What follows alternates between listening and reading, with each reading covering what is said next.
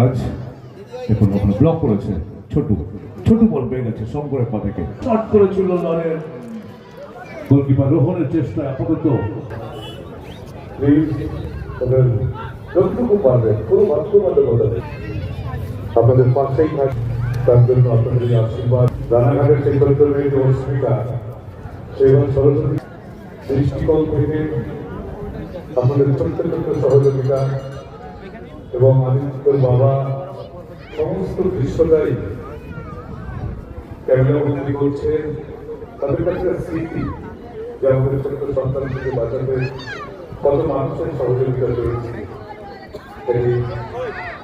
তাদের কাছে স্মৃতি হিসেবে কি হলো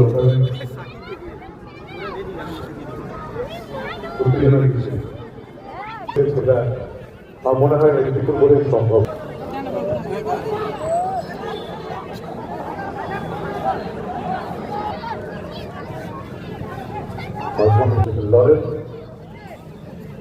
লরেন গোলমুখ শট